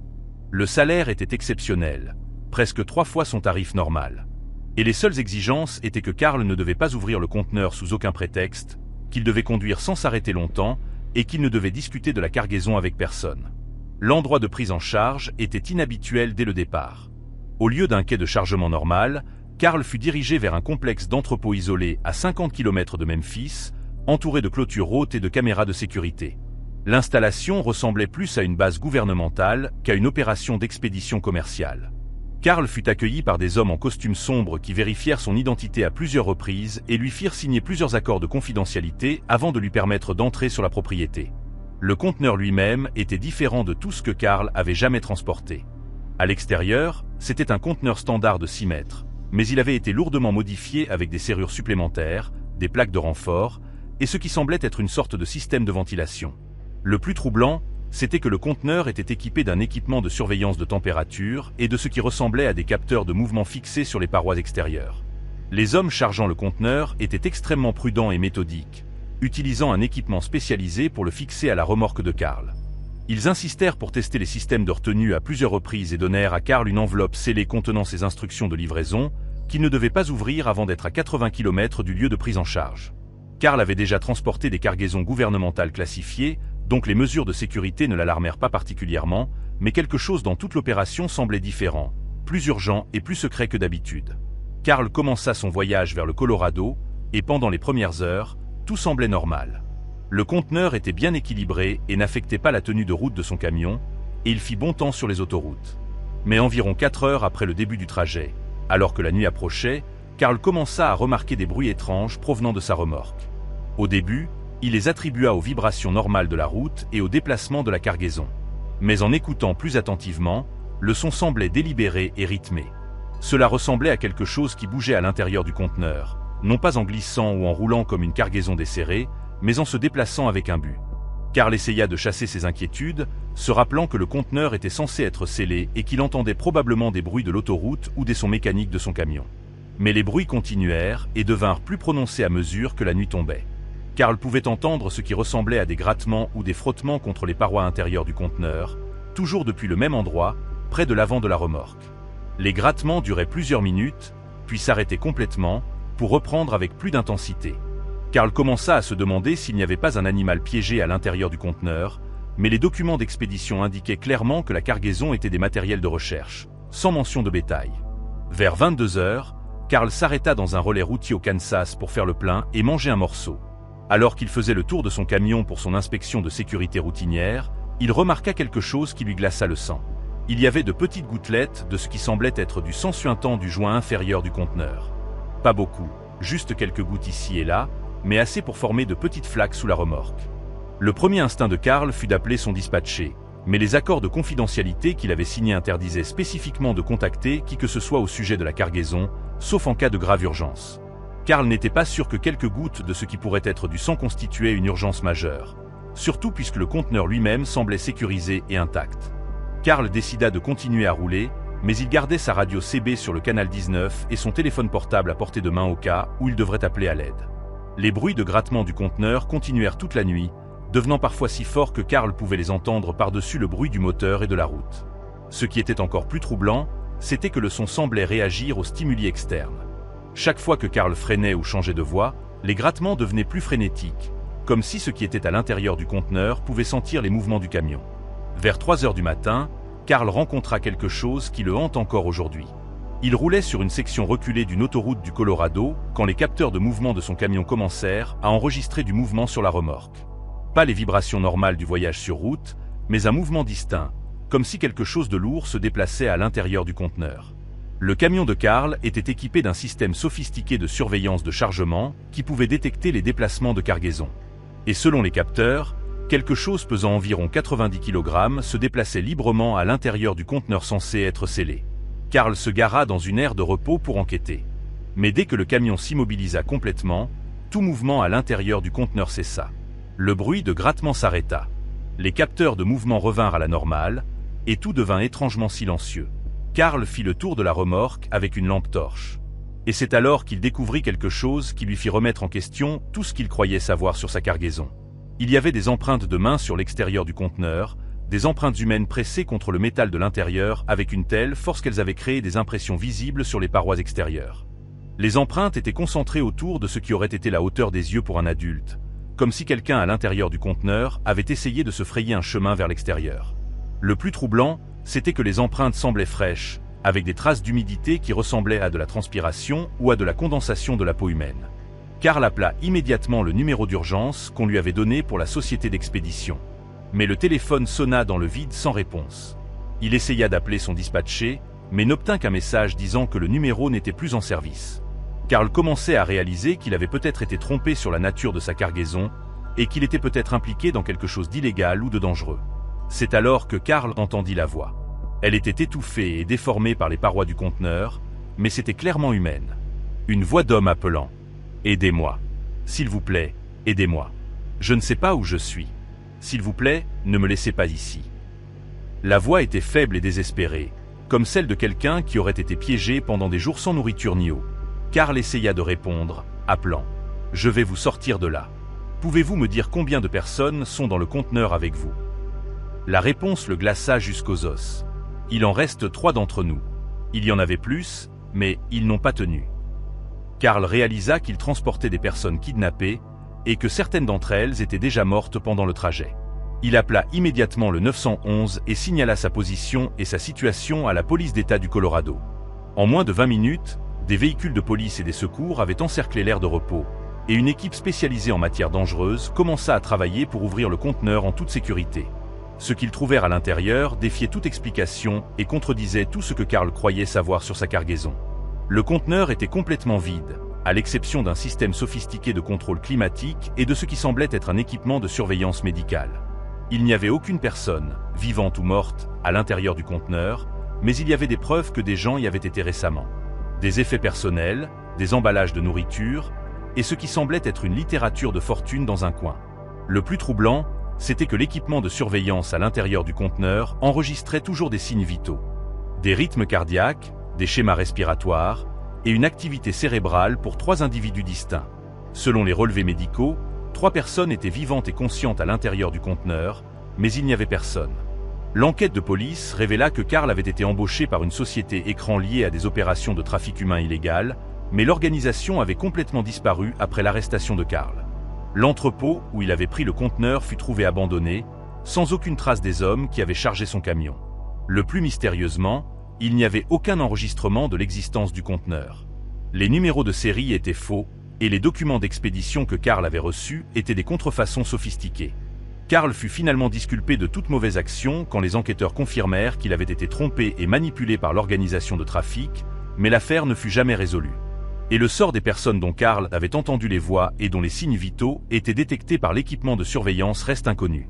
Le FBI croit que Karl a involontairement perturbé une opération de trafic humain surnaturel, utilisant une technologie au-delà de la compréhension scientifique actuelle. Karl a pris sa retraite du transport longue distance immédiatement après l'incident et travaille maintenant pour une entreprise de livraison locale qui ne gère que des cargaisons vérifiées avec une transparence totale sur le contenu et les destinations. Il est aussi devenu un défenseur des droits et de la sécurité des routiers, parlant lors de conférences industrielles sur l'importance de savoir ce que l'on transporte et de faire confiance à son instinct quand quelque chose ne semble pas juste. Le détail le plus glaçant de l'histoire de Karl est ce qui s'est passé 6 mois après l'incident. Il a reçu un colis à son domicile, sans adresse de retour, contenant une clé USB avec des images vidéo de l'intérieur du conteneur pendant son trajet. Les images montraient 3 personnes, 2 hommes et une femme, piégés à l'intérieur du conteneur. Mais les horodatages de la vidéo correspondaient exactement à la période où la police avait trouvé le conteneur vide. Les personnes dans la vidéo appelaient à l'aide et mentionnaient Karl par son nom, lui demandant de s'arrêter et de les laisser sortir. Karl remit la clé USB aux enquêteurs fédéraux, mais ils n'ont pas pu expliquer comment la vidéo avait été créée ou se trouvaient les personnes montrées dans les images. L'enquête reste ouverte, et le FBI continue de recevoir des rapports de routiers embauchés pour des livraisons similaires impliquant des conteneurs scellés et des tarifs de paiement inhabituellement élevés. Il croit que l'expérience de Karl ne représente qu'un cas d'une opération beaucoup plus large qui continue d'exploiter l'industrie du camionnage à des fins qui peuvent aller bien au-delà du trafic humain conventionnel. Témoignage de Rebecca Santos, routière experimenté. Rebecca Santos conduisait professionnellement depuis 11 ans et connaissait presque tous les relais routiers majeurs entre la Californie et New York.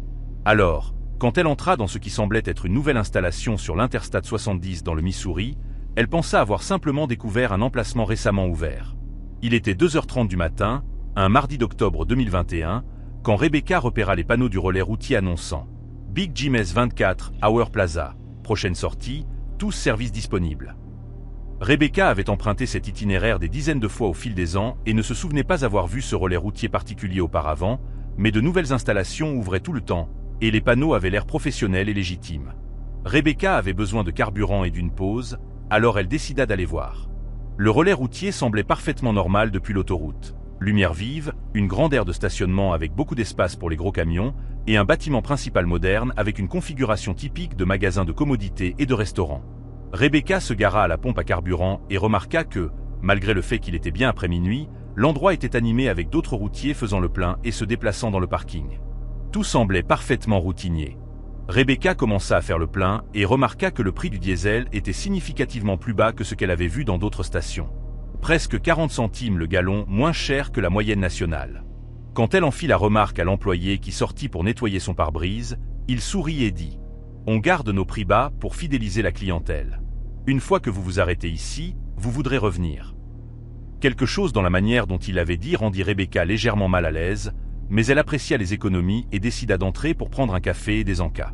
L'intérieur du relais routier était impressionnant, propre, bien approvisionné et moderne, avec une section restaurant qui servait de la nourriture chaude malgré l'heure tardive. Rebecca remarqua qu'il y avait plusieurs autres routiers à l'intérieur. Certains mangeaient au restaurant, d'autres parcouraient les allées, et plusieurs étaient simplement assis dans la zone de repos, buvant du café. Ce qui frappa Rebecca comme étrange, c'était à quel point tout le monde était silencieux.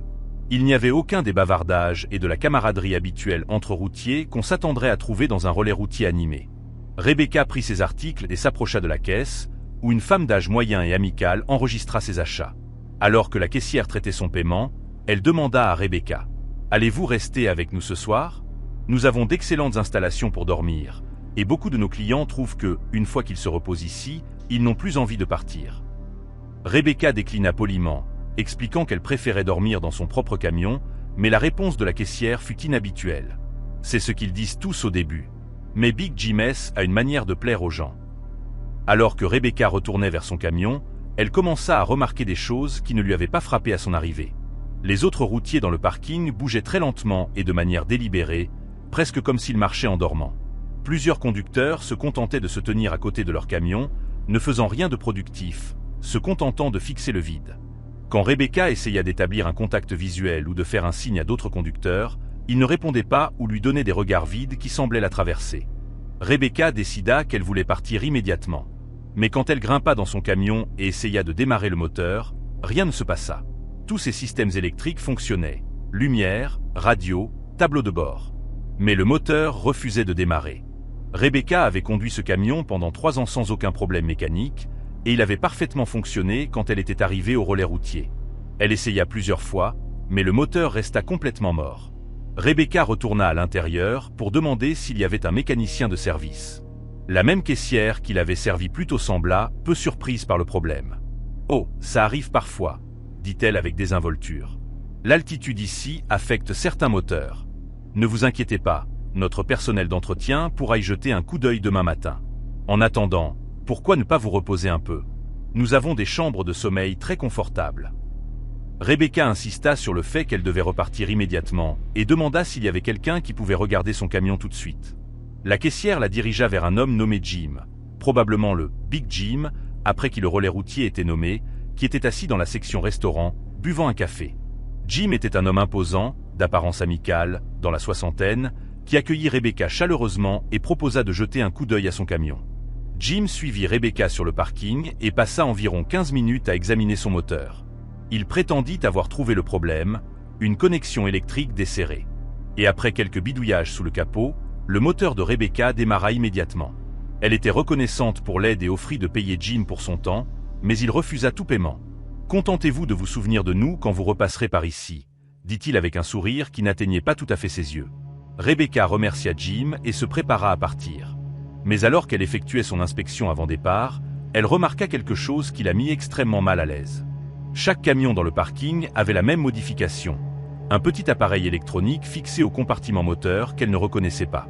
Quand elle regarda de plus près son propre camion, elle trouva qu'un appareil identique avait été installé pendant que Jim réparait son problème électrique. Rebecca ne savait pas ce que c'était, mais chaque instinct lui disait de s'éloigner de ce relais routier immédiatement. Elle retira soigneusement l'appareil et le jeta à la poubelle, puis partit rapidement du parking sans regarder en arrière. Alors qu'elle s'éloignait, elle regarda dans ses rétroviseurs et vit quelque chose qui confirma ses soupçons.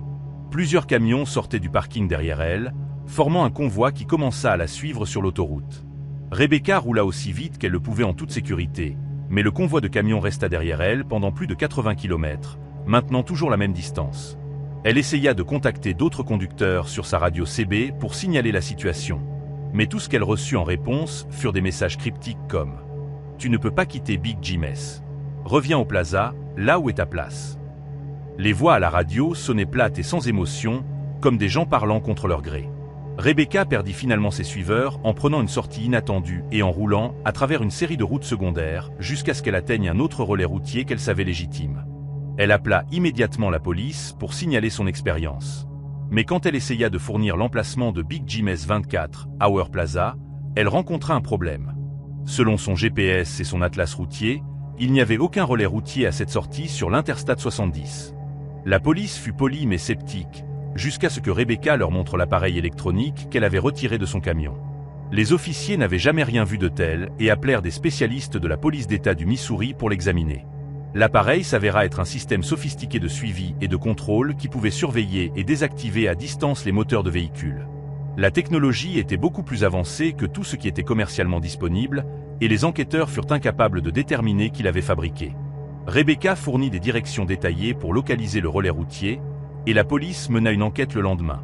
Ce qu'ils trouvèrent fut un terrain vague avec les fondations en béton d'un relais routier qui avait été démoli il y a plus de 20 ans. Les registres locaux montraient qu'un établissement appelé Big Jim S Plaza avait opéré à cet emplacement dans les années 1980 et 1990 avant de fermer définitivement après la mort du propriétaire, James Big Jim Morrison, dans un accident de camion en 1999. Une enquête plus poussée révéla que Rebecca n'était pas la première conductrice à signaler avoir rencontré le relais routier fantôme. Au cours des 15 dernières années, la police d'État du Missouri avait reçu au moins 8 rapports similaires de routiers affirmant s'être arrêtés à Big Jim S24, Hour Plaza, pour découvrir plus tard que l'établissement n'existait pas. Dans chaque cas, les conducteurs décrivaient avoir eu des problèmes mécaniques qui avaient été mystérieusement résolus par un homme serviable nommé Jim, et plusieurs rapportèrent avoir trouvé des appareils électroniques inconnus fixés à leur camion. Le plus troublant, c'est que la police découvrit que 3 routiers ayant signalé s'être arrêtés au relais routier fantôme avaient ensuite disparu en roulant à travers le Missouri. Leur camion fut retrouvé abandonné à divers endroits le long de l'Interstate 70, sans aucune trace des conducteurs et aucun indice sur ce qui leur était arrivé. Dans chaque cas, les routiers disparus avaient été vus pour la dernière fois sur des caméras de circulation passant la sortie où Big Jim's Plaza était censé se trouver. Rebecca modifia son itinéraire habituel pour éviter cette section de l'Interstate 70. Mais 6 mois après sa rencontre, elle reçut une carte postale dans sa boîte aux lettres avec une photo de Big Jim's 24, Hour Plaza et un message disant « Tu nous manques à Big Jim's. Ta chambre de sommeil est toujours disponible quand tu seras prête à rentrer à la maison. » La carte postale était tamponnée d'un bureau de poste du Missouri. Mais quand Rebecca contacta les autorités postales, elle n'avait aucun enregistrement de la carte postale ayant été traitée par leur système. Rebecca partagea son histoire avec d'autres routiers via des forums en ligne et découvrit un schéma troublant. Les conducteurs ayant signalé avoir rencontré le relais routier fantôme recevaient souvent des cartes postales et des appels téléphoniques similaires les encourageant à revenir. Plusieurs routiers rapportèrent que leur système GPS essayait occasionnellement de les diriger vers le relais inexistant, affichant des itinéraires vers Big Jim's Plaza même quand ils étaient à des centaines de kilomètres du Missouri. L'enquête sur Big Jim's Plaza reste ouverte, mais les autorités n'ont pas pu expliquer comment plusieurs routiers peuvent avoir des expériences presque identiques dans un endroit qui n'existe pas. Le FBI a classé l'affaire comme une opération frauduleuse impliquant une technologie avancée, mais ils n'ont trouvé aucune preuve de qui pourrait opérer un tel schéma ou quel était leur but ultime. Rebecca continue de conduire professionnellement, mais elle a installé plusieurs systèmes GPS de secours et transporte des cartes papier pour éviter de dépendre de la navigation électronique. Elle fait aussi partie d'un réseau informel de routiers qui partagent des informations sur les relais routiers suspects et les rencontres inhabituelles sur la route. Plus important encore, elle a appris à faire complètement confiance à ses instincts. Quand quelque chose ne semble pas juste, peu importe à quel point cela semble normal en surface, elle n'ignore pas ce sentiment. Le dernier détail troublant de l'histoire de Rebecca est ce qui est arrivé quand elle a recherché James Big Jim Morrison, le propriétaire original du relais routier. Selon les comptes rendus de journaux de 1999, Morrison était mort quand les freins de son camion avaient lâché sur une pente raide, le faisant s'écraser contre un pilon de pont. Le rapport d'accident notait que le camion de Morrison était équipé d'un système de freinage électronique expérimental qui avait mal fonctionné, conduisant à l'accident mortel. La technologie était similaire dans sa conception à l'appareil que Rebecca avait trouvé fixé à son propre camion. Un dispositif qui pouvait contrôler à distance les fonctions du véhicule et potentiellement causer des accidents qui sembleraient être des pannes mécaniques. Témoignage de James Mitchell, routier spécialisé. James Mitchell était un routier qui conduisait depuis 13 ans et se spécialisait dans le transport d'objets de grande valeur nécessitant une sécurité supplémentaire et une manipulation soigneuse. Des œuvres d'art, des antiquités et des objets de collection pour des maisons de vente aux enchères et des collectionneurs privés. C'était un travail lucratif qui payait bien au-dessus des tarifs de fret standard. Mais James découvrit que certaines cargaisons ont un prix qui ne peut pas être mesuré en dollars. En novembre 2020, James fut engagé pour transporter une collection de meubles anciens d'une vente aux enchères à Savannah, Géorgie, vers un collectionneur privé à Portland, Oregon. L'expéditeur était un homme âgé nommé Harrison Blackwood, qui prétendait liquider le patrimoine de son père défunt. Les pièces de mobilier dataient apparemment des années 1800 et comprenaient plusieurs ensembles de chambres à coucher, des meubles de salle à manger, et ce que Blackwood décrivait comme une armoire très spéciale qui était dans sa famille depuis des générations. James arriva au lieu de prise en charge, une imposante maison victorienne en périphérie de Savannah, qui semblait ne pas avoir été entretenue depuis des décennies. La maison était entourée de jardins envahis et semblait dominer le paysage malgré la lumière ensoleillée de l'après-midi. Blackwood accueillit James à la porte et lui fit immédiatement une impression étrange. Extrêmement pâle, parlant doucement, et insistant pour que les meubles soient chargés dans un ordre très spécifique, avec l'armoire placée tout à l'avant de la remorque. Le processus de chargement prit la majeure partie de l'après-midi, car Blackwood insista pour superviser personnellement chaque pièce alors qu'elle était déplacée de la maison à la remorque de James. Ce qui frappa James comme inhabituel, c'était à quel point les meubles étaient froids. Même s'ils avaient été entreposés dans une maison sans climatisation pendant une chaude journée de Géorgie, chaque pièce semblait absorber la chaleur plutôt que de la rayonner, et James se surprit à frissonner chaque fois qu'il manipulait les objets directement. L'armoire que Blackwood avait mentionnée était particulièrement troublante. C'était une pièce massive, faisant près de 2,5 mètres de haut et faite d'un bois sombre qui semblait absorber la lumière plutôt que de la réfléchir. La pièce était ornementée de sculptures représentant des figures qui semblaient être des anges et des démons entrelacés dans diverses poses. Ce qui mettait James mal à l'aise, c'était que les figures sculptées semblaient changer selon l'angle sous lequel on les regardait. Ce qui semblait être un ange d'un côté avait l'air démoniaque de l'autre. Blackwood insista pour que l'armoire reste verrouillée pendant le transport et donna à James un avertissement très spécifique. En aucune circonstance, vous ne devez ouvrir cette pièce ou permettre à quiconque de l'examiner. La serrure est là pour la protection de tous. James avait déjà transporté des antiquités précieuses et était habitué aux exigences de sécurité. Mais quelque chose dans le ton de Blackwood suggérait que la préoccupation allait au-delà du vol ou des dommages. James commença son voyage transcontinental en fin d'après-midi, prévoyant de conduire toute la nuit pour rattraper le temps. Pendant les premières heures, tout semblait normal. Mais à mesure que la nuit tombait, James commença à remarquer des bruits inhabituels provenant de sa remorque. Au début, il les attribua aux mouvements normaux et au tassement des meubles. Mais en écoutant plus attentivement, les sons devinrent distinctement troublants. Cela ressemblait à du bois qui craquait et gémissait, mais pas à cause des vibrations de la route ou des changements de température. Les sons étaient rythmiques et intentionnels, comme si quelqu'un bougeait à l'intérieur de la remorque. James s'arrêta dans une aire de repos vers minuit pour vérifier l'arrimage de sa cargaison, et ce qu'il trouva lui glaça le sang. Plusieurs des petites pièces de mobilier s'étaient déplacées de leurs positions initiales, malgré le fait qu'elles étaient solidement attachées avec des sangles robustes. Plus troublant encore était l'état de l'armoire. La pièce massive était toujours à sa place d'origine, mais la serrure que Blackwood avait tant insisté pour qu'elle reste fermée était maintenant ouverte. James était certain que la serrure était sécurisée quand ils avaient chargé la pièce, et il n'y avait aucun moyen qu'elle se soit ouverte accidentellement pendant le transport. James s'approcha de l'armoire avec précaution et remarqua que les figures sculptées sur sa surface semblaient plus prononcées dans la lumière tamisée de l'aire de repos, leurs expressions paraissant plus sinistres et réalistes. James décida de ne pas enquêter davantage et réarrima rapidement la cargaison avant de repartir. Mais les bruits de la remorque continuèrent toute la nuit, devenant de plus en plus prononcés et troublants. James commença à entendre ce qui ressemblait à des voix, des conversations étouffées venant de l'intérieur de l'armoire, comme si plusieurs personnes étaient piégées à l'intérieur et essayaient de communiquer entre elles. Vers 3 heures du matin, alors qu'il roulait dans une section reculée de l'Arkansas, James entendit quelque chose qui le fit freiner brutalement et s'arrêter immédiatement. De sa remorque venait le son inconfondable d'une femme hurlant. Pas un cri bref, mais un hurlement prolongé et agonisant qui semblait venir de l'intérieur même de l'armoire. James resta assis dans son camion au ralenti pendant plusieurs minutes, écoutant. Mais la remorque était devenue complètement silencieuse. Morte. James appela le numéro que Blackwood lui avait donné pour les urgences, mais le téléphone était coupé. Il essaya d'appeler la maison de vente aux enchères à Portland qui devait recevoir les meubles. Mais il n'avait jamais entendu parler de Harrison Blackwood ou d'une livraison de meubles prévue depuis la Géorgie. James commençait à réaliser qu'il avait peut-être été trompé sur la nature de sa cargaison et la légitimité de la livraison. Alors que James était assis dans son camion, essayant de décider de ce qu'il devait faire, il remarqua un mouvement dans ses rétroviseurs latéraux. L'armoire, qui était positionnée près de l'avant de sa remorque, où il pouvait la voir à travers sa lunette arrière, semblait osciller légèrement d'avant en arrière. Le mouvement était subtil mais constant, comme si quelque chose à l'intérieur de la pièce massive essayait de sortir. James remarqua aussi que la température autour de son camion chutait rapidement, malgré le temps doux de l'Arkansas.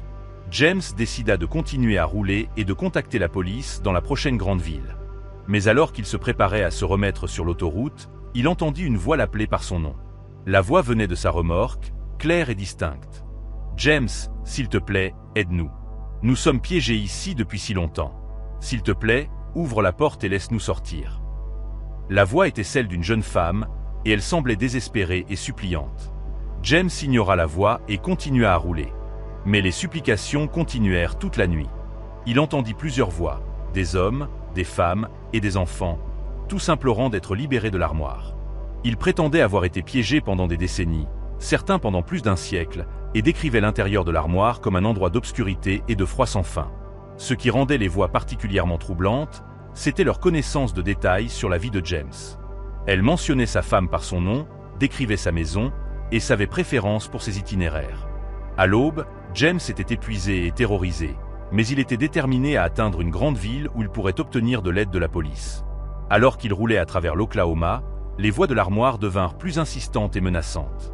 Elles commencèrent à décrire ce qui arriverait à James s'il ne les libérait pas, détaillant comment elle le suivrait chez lui et tourmenterait sa famille. Les voix commencèrent aussi à affecter l'électronique de son camion. Sa radio se réglait toute seule sur des stations de parasites. Son GPS affichait des emplacements impossibles, et son moteur perdait aléatoirement de la puissance pendant quelques secondes à la fois. James s'arrêta dans un relais routier à Oklahoma City et appela immédiatement la police. Pendant qu'il attendait l'arrivée des officiers, James remarqua que les autres routiers dans le parking évitaient son camion. Plusieurs conducteurs s'approchèrent de lui pour demander si tout allait bien, expliquant qu'ils pouvaient entendre des hurlements venir de sa remorque et que la température autour de son camion était noticeablement plus froide que dans les environs. Quand la police arriva et ouvrit la remorque de James pour inspecter les meubles, ils trouvèrent quelque chose qui défiait toute explication.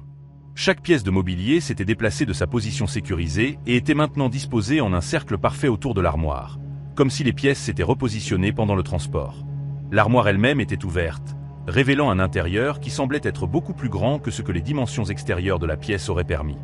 À l'intérieur de l'armoire, la police trouva des douzaines d'objets personnels, des bijoux, des photographies, des vêtements et des documents d'identité datant des années 1800. Tous les objets appartenaient à des personnes qui avaient été portées disparues au cours des 150 dernières années. Beaucoup d'entre elles de la région de Savannah. Le plus troublant, c'était que les objets ne montraient aucun signe de vieillissement ou de détérioration, comme s'ils avaient été préservés dans une sorte de bulle temporelle. La police contacta les autorités à Savannah pour enquêter sur Harrison Blackwood et la maison victorienne où James avait pris les meubles. Ce qu'ils découvrirent, c'est que la maison avait été abandonnée depuis 1987, quand le dernier résident connu, Harrison Blackwood Sr., avait disparu dans des circonstances mystérieuses. Le propriétaire actuel était une société de gestion immobilière qui avait essayé de vendre la maison pendant des décennies, mais qui n'avait pas pu trouver d'acheteur en raison de rapports d'activité paranormale. Une enquête plus approfondie révéla que l'armoire avait une histoire documentée d'être associée à des disparitions. Les registres historiques montraient que la pièce avait appartenu à une famille aisée de Savannah dans les années 1850 et que plus d'une douzaine de personnes avaient disparu alors que l'armoire était en leur possession. La pièce avait été vendue et revendue à plusieurs reprises au fil des ans, et chaque propriétaire l'avait finalement abandonnée après avoir vécu des phénomènes surnaturels. James fut libéré sans inculpation une fois que la police confirma qu'il avait été trompé sur la nature de sa cargaison. Les meubles furent saisis comme preuve et finalement transférés à une équipe d'enquêteurs paranormaux spécialisés dans les objets hantés. L'armoire et les autres pièces furent finalement détruites dans un feu contrôlé, mais des témoins rapportèrent que le feu brûlait avec une flamme bleue inhabituelle et que des hurlements pouvaient être entendus venir des flammes jusqu'à ce que les meubles soient complètement consumés. James prit sa retraite du transport longue distance immédiatement après l'incident et travaille maintenant pour une entreprise de livraison locale qui ne gère que des cargaisons vérifiées avec une documentation complète. Il est aussi devenu un défenseur de la sécurité des routiers et parle fréquemment de l'importance de vérifier la légitimité des expéditeurs et des cargaisons avant d'accepter des charges inhabituelles ou bien payées. Le détail le plus troublant de l'histoire de James est ce qui est arrivé à l'homme qui prétendait être Harrison Blackwood. La police n'a jamais pu le localiser ou déterminer sa vraie identité. Les caméras de sécurité de la maison de Savannah montraient James arriver pour la prise en charge, mais elles ne montraient aucune autre personne sur la propriété à aucun moment. Selon les preuves vidéo, James semblait charger les meubles tout seul, parlant à quelqu'un qui n'était pas là. 6 mois après l'incident, James reçut un colis dans sa boîte aux lettres contenant une petite figurine en bois sculpté dans le même style que les ornements de l'armoire. La figurine avait une ressemblance frappante avec James lui-même, et attachée à elle se trouvait une note disant « Merci pour votre service. La collection continue de grandir, et nous avons toujours besoin de transports fiables. » Le colis n'avait pas d'adresse de retour et un tampon postal de Savannah, mais les autorités postales n'avaient aucun enregistrement de son passage dans leur système. James garde la figurine enfermée dans un coffre-fort bancaire, mais il rapporte qu'il reçoit occasionnellement des appels téléphoniques tard dans la nuit de personnes prétendant être piégées et ayant besoin de transport pour rejoindre la collection. Les appels viennent toujours de numéros avec des indicatifs de Savannah, mais quand James essaie de rappeler, les numéros sont toujours coupés. James croit qu'il a été ciblé spécifiquement en raison de sa réputation pour gérer des cargaisons précieuses et inhabituelles, et qu'il y a d'autres conducteurs qui ont peut-être été victimes de schémas d'expédition surnaturels similaires. Témoignage de Patricia Williams, routière vétérane. Patricia Williams conduisait depuis 16 ans et se vantait de sa ponctualité et de sa fiabilité. Patricia était connue dans toute l'industrie comme quelqu'un qui pouvait livrer n'importe quelle cargaison à temps, peu importe la météo, le trafic ou les problèmes mécaniques. Cette réputation allait être mise à l'épreuve de manière qu'elle n'aurait jamais imaginée. Lors d'une livraison de routine en mars 2022, Patricia reçut un appel de son dispatcher concernant une livraison urgente qui devait être effectuée dans un délai très serré. La cargaison était du matériel médical transporté d'une entreprise pharmaceutique dans l'Ohio à un hôpital de recherche dans le Nevada. L'expéditeur était prêt à payer des tarifs premium pour une livraison accélérée, et le camion de Patricia était équipé des systèmes de contrôle climatique nécessaires pour maintenir les exigences précises de température pour l'équipement sensible. La prise en charge se déroula sans accroc dans une installation pharmaceutique moderne en périphérie de Columbus. La cargaison consistait en plusieurs grandes caisses contenant ce que les documents d'expédition décrivaient comme de l'équipement de diagnostic expérimental valant plus de 2 millions de dollars. Les caisses furent chargées avec un soin extrême par des techniciens portant des combinaisons de protection, et Patricia reçut des instructions très spécifiques concernant le maintien de la température et l'évitement de tout mouvement ou vibration soudaine qui pourrait endommager les instruments sensibles à l'intérieur.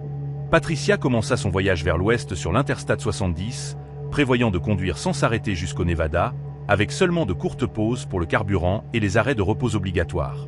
La cargaison était sensible au temps et devait arriver à l'hôpital dans les 72 heures pour être utilisée dans une procédure expérimentale prévue pour la semaine suivante.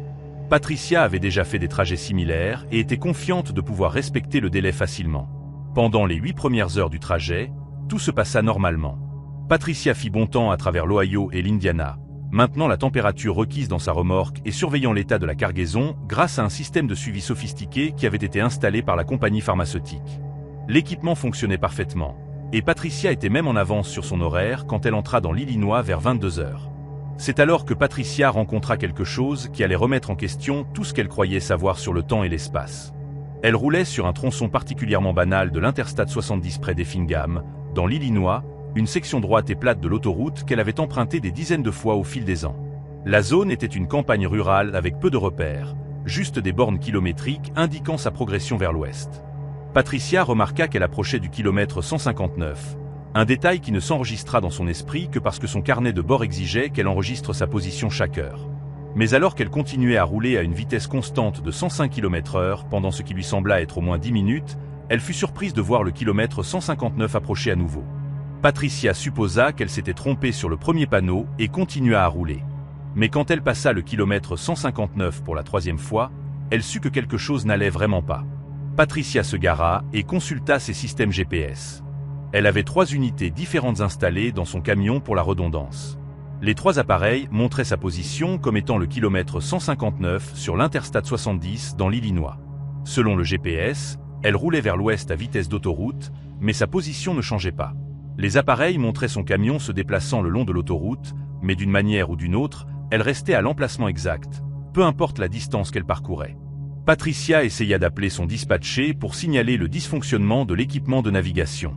Mais son téléphone portable n'avait aucun signal, malgré le fait qu'elle se trouvait dans une zone où elle avait toujours eu une bonne couverture.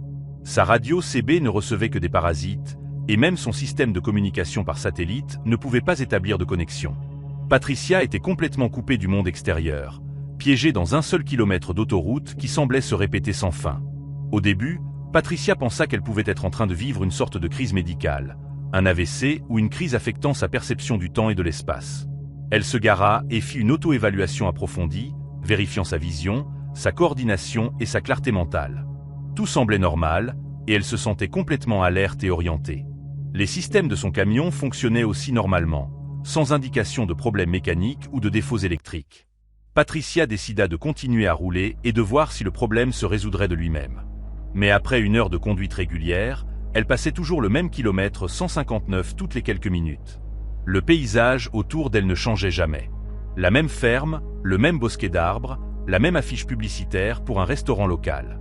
C'était comme si elle conduisait à travers une boucle d'autoroute qui se reconnectait à elle-même, créant un cercle sans fin sans issue.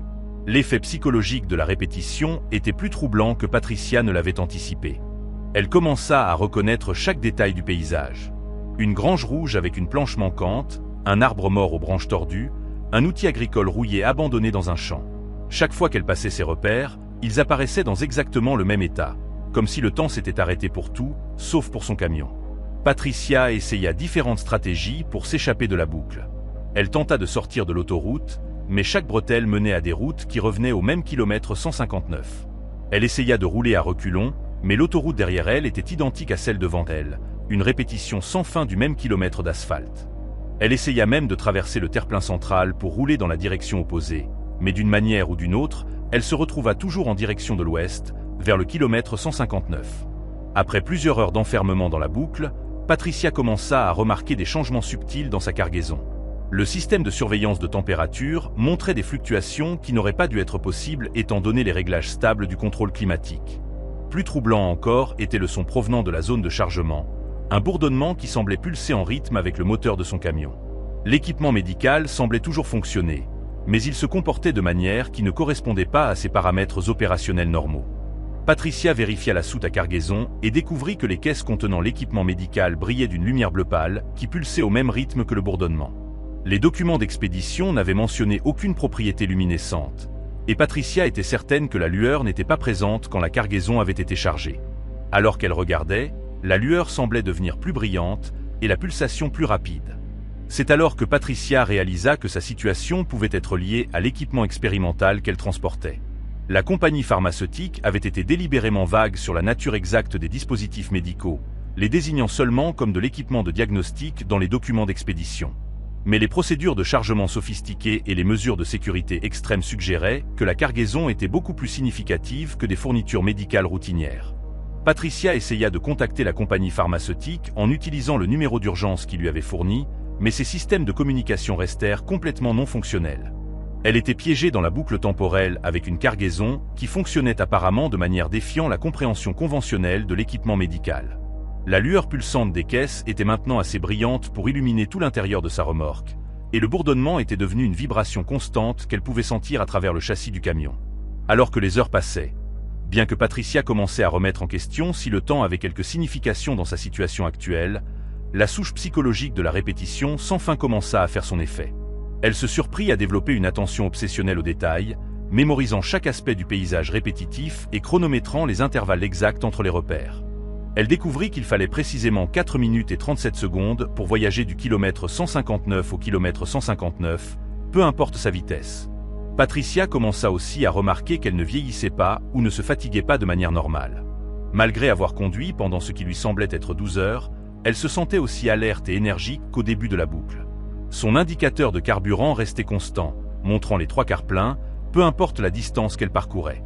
Même le compteur kilométrique de son camion s'était arrêté, gelé à la lecture exacte qu'il affichait quand elle était entrée dans la boucle. La partie vraiment troublante de l'expérience de Patricia était la prise de conscience croissante qu'elle n'était peut-être pas seule dans la boucle. Elle commença à avoir des ombres dans sa vision périphérique. D'autres véhicules qui semblaient emprunter le même itinéraire, mais disparaissaient quand elle essayait de les regarder directement. Elle commença aussi à entendre des voix sur sa radio CB, des transmissions faibles d'autres conducteurs qui semblaient vivre des situations similaires. Une voix en particulier devint une présence régulière sur le canal 19. Un routier qui s'identifiait comme Bobby et prétendait être piégé dans sa propre boucle depuis ce qu'il estimait être plusieurs années. Bobby expliqua qu'il transportait un équipement expérimental similaire quand il était devenu piégé, et que la cargaison semblait créer une sorte de champ de distorsion temporelle qui isolait les camions individuels dans des dimensions de poche. Selon Bobby, il y avait des douzaines de conducteurs piégés dans des boucles similaires à travers le pays. Tous transportaient des cargaisons de la même compagnie pharmaceutique ou de ses filiales. L'équipement qu'ils transportaient n'était pas des dispositifs médicaux. C'étaient plutôt des composants d'une technologie expérimentale de manipulation temporelle que la compagnie testait en utilisant des routiers inconscients comme sujet de test. Bobby avertit Patricia que plus elle restait dans la boucle, plus il deviendrait difficile de s'en échapper. La distorsion temporelle était conçue pour étudier les effets de la manipulation du temps sur les humains et les machines, et les sujets étaient censés finalement s'intégrer de manière permanente dans le cadre expérimental. Bobby lui-même avait abandonné l'idée de s'échapper et avait accepté son sort de sujet de test dans une expérience en cours qui pourrait continuer indéfiniment. Patricia refusa d'accepter l'évaluation fataliste de Bobby et continua à chercher un moyen de briser la boucle. Elle expérimenta avec différents schémas de conduite, essaya d'endommager la cargaison pour perturber le fonctionnement de l'équipement et tenta même d'abandonner son camion et de s'enfuir à pied. Rien ne fonctionna. Chaque action qu'elle entreprenait la ramenait au même kilomètre 159 et à la même répétition sans fin. La percée survint quand Patricia découvrit que la distorsion temporelle était liée au système électrique de son camion. La compagnie pharmaceutique avait installé un équipement de surveillance conçu pour interagir avec les systèmes informatiques de son camion, créant une boucle de rétroaction qui générait le champ temporel. Patricia parvint à localiser et à déconnecter le dispositif de surveillance et sentit immédiatement l'effet de répétition commencer à s'affaiblir. Alors que le dispositif s'éteignait, Patricia ressentit une sensation désorientante du temps qui revenait à un flux normal. Le paysage autour d'elle semblait différent, plus vieilli et plus usé, comme si des années s'étaient écoulées dans le monde extérieur pendant qu'elle était piégée dans la boucle. Ses systèmes GPS se remirent en ligne et montrèrent qu'elle était effectivement au kilomètre 159. Mais l'affichage de la date indiquait que 3 semaines s'étaient écoulées depuis qu'elle était entrée dans la distorsion temporelle. Patricia contacta immédiatement les autorités et signala son expérience.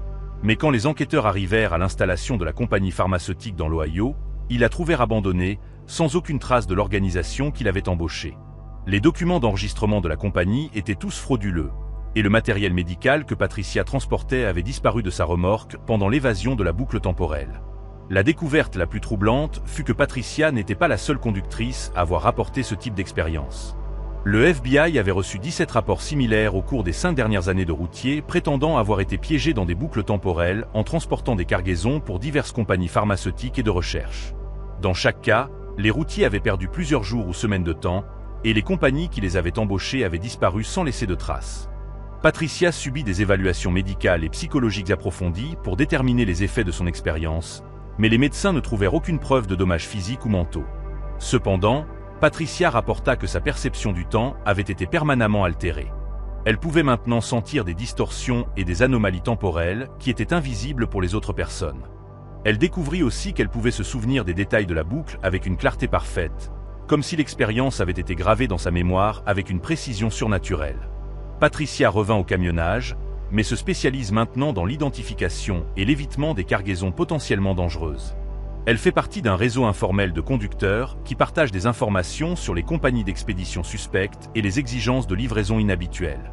L'enquête sur la compagnie pharmaceutique et la technologie de distorsion temporelle reste active, mais les autorités n'ont trouvé aucune preuve de qui menait les expériences ou quel était leur but ultime. Le FBI croit que Patricia et les autres conducteurs affectés étaient des sujets de test dans une expérience à grande échelle impliquant la manipulation du temps, mais la technologie impliquée est au-delà de la compréhension scientifique actuelle. Patricia reçoit occasionnellement des communications de Bobby et d'autres conducteurs prétendant être piégés dans des boucles temporelles. Ces messages arrivent par sa radio CB à des intervalles aléatoires, généralement tard dans la nuit quand elle roule dans des zones reculées. Les voix l'avertissent toujours de nouvelles compagnies d'expédition et de types de cargaisons qui pourraient être liées au programme expérimental, et elle la supplie de trouver un moyen de les sauver de leur répétition sans fin. Le dernier détail troublant de l'expérience de Patricia est ce qui est arrivé à son camion après l'incident.